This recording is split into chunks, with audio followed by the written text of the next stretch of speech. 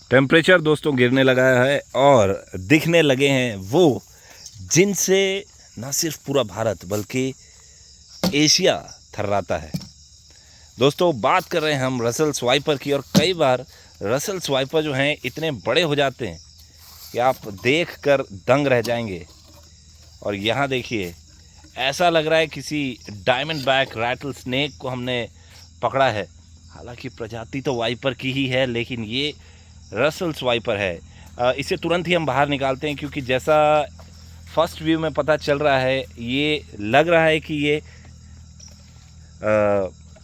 गर्भस्थ है, और ये भी संभावनाएं हो सकती हैं कि ये आने वाले कुछ क्षणों में ही या कुछ घंटों में ही 30 से 40 नन्हे मुन्ने रसल स्वाइपर को जन्म दे। आप दोस्तों इसका साइज़ देखिए, ह्यूमंगस है। अगर एडजेक्टिव यूज़ करना हो हमें तो हम यही यूज़ करेंगे, ह्यूमंगस, क्योंकि इसका साइज़ बहुत ज़्यादा है, बहुत बड़ा है, काफ़ी अच्छा दिख रहा है यहाँ पर। और इस साइज़ के रसल वाइपर की मौजूदगी ना सिर्फ अच्छी है बल्कि एक सिहरन सी दौड़ा देती है पूरे शरीर में। और ये कुछ ऐसा ही है दोस्तों जैसे आप किसी बीस्ट को देख रहे हो। आप इसका साइज़ देखिए दोस्तों, देखते ही बनता है, बहुत ही ज़बरदस्त। बहुत कम दोस्तों इस साइज़ के वाइपर्स देखने को मिलते हैं। और ये अभी आपने इसकी संभवतः विसिल सुनी होगी, जो इसकी टिपिकल वार्निंग का सिग्नल है, वो आपने सुना होगा। और हमारा प्रयास ये होगा कि इसे हम ज़रा सा आगे की ओर पुश करें, सचेत रहते हुए, क्योंकि इस साइज़ का वाइपर काफ़ी अच्छी छलांग लगा सकता है।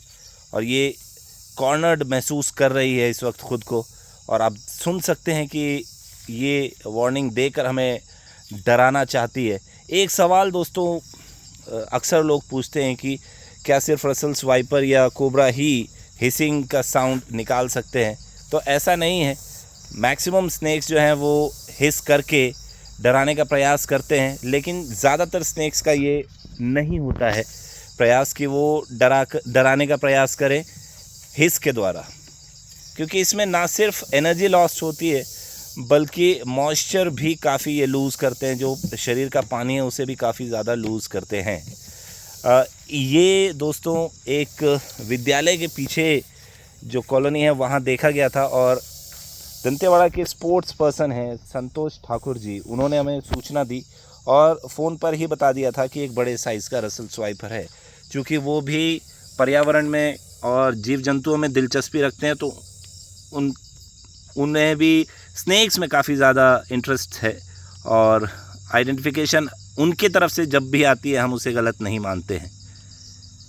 ये इस वक्त डिफेंसिव पोस्चर लिए हुए बैठी है, लेकिन हम इसे प्रयास करेंगे थोड़ा सा आगे करने का, क्योंकि है तो ये जंगल के बीच का ही इलाका, लेकिन ये ज़रा सी पगडंडी नुमा कुछ इलाका है और यहाँ से आवन जावन होता रहता है। दीपक जी इस वक्त हैं साथ में, कैमरे के पीछे कमल जी भी हैं। तो मैं दोनों से ही सवाल पूछना चाहूँगा, पहले दीपक जी से पूछते हुए कि दीपक जी, इस साइज़ का वाइपर रेस्क्यू करने के दौरान क्या किसी प्रकार का खतरा हो सकता है? बिल्कुल सर, बहुत ही ज़्यादा खतरा हो सकता है, क्योंकि छोटे रसल वाइपर जो मिलते हैं वो थोड़े शांत रहते हैं, उतने ज़्यादा एक्टिव नहीं रहते हैं, लेकिन इनका साइज़ जैसे बड़ा होता है इन्हें थोड़ा पकड़ना मुश्किल होता है, और काफ़ी ज़्यादा एक्टिव होते हैं, एग्रेसिव कुछ ज़्यादा ही होते हैं छोटे के मुकाबले। काफ़ी खतरा हो सकता है इनके पकड़ने के दौरान। दोस्तों हमने कुछ दिन पहले ही हम बात कर रहे थे, दीपक जी और मैं, एक बड़े साइज़ का कोबरा हमने रेस्क्यू किया था, वीडियो आप देखेंगे उसका।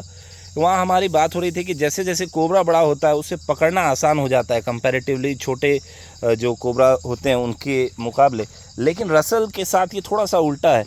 बात यहाँ आ जाती है कि रसल जितने बड़े होते हैं इनका ईगो भी उतना बड़ा हो जाता है। इस पर मैं टिप्पणी चाहूँगा कमल जी की, कि इस साइज़ के रसल वाइपर को क्या किसी को भी छेड़ना चाहिए, चाहे वो सर्प मित्र हो या ना हो? बिल्कुल अक्षय, सहमत हूँ मैं आपसे। रसल वाइपर जैसे जैसे बड़े होते हैं ये कोबरा से उलट व्यवहार दर्शाते हैं, बड़े साइज़ के कोबरा को हैंडल करना अपेक्षाकृत आसान होता है रसल स्वाइपर से, लेकिन बड़े साइज़ का रसल स्वाइपर अगर है तो वो चौतरफा वार कर सकता है। आप प्रिडिक्ट नहीं कर सकते वो किस दिशा में है उसका हेड और वो किस दिशा में अटैक कर सकता है, ये बिल्कुल भी प्रिडिक्ट नहीं किया जा सकता है। और बहुत तेज़ी से बिजली की गति से ये अटैक करते हैं और ढेर सारा वेनम भी इंजेक्ट करते हैं। इसलिए इस साइज़ के कम से कम रसल स्वाइपर को छेड़ना या कहना चाहिए कि चाहे वो सर्प मित्र हो चाहे आम इंसान हो, उनसे दूर ही रहने का प्रयास करें, सुरक्षित दूरी बनाकर रखें, यही ज़्यादा बेहतर रहेगा। तो अनप्रिडिक्टेबल आपने सुना कि इनका बिहेवियर होता है और यही इन्हें बहुत ज़्यादा डेडली बनाता है। दोस्तों मॉनसून आ गया है और आप अपनी सुरक्षा करिए। स्नेक्स के बारे में ज़रा सी जानकारी रखें जो ज़रूरी है, क्योंकि अवेयरनेस की कमी के कारण कई बार आप उन सांपों को भी मार देते हैं जो नॉन वेनमस होते हैं, और वेनमस सांपों को मारने के दौरान हादसे भी हो सकते हैं। तो कभी भी कोई भी सर्प आपके इलाके में दिखता है तो आप विशेषज्ञों को बुलाएं, एक्सपर्ट्स को बुलाएं, फॉरेस्ट डिपार्टमेंट को कॉल करें, उसके बाद ही कुछ करें, अपने से कुछ करने का प्रयास ना करें। On that note we would like to conclude this video. जय हिंद, वंदे मातरम।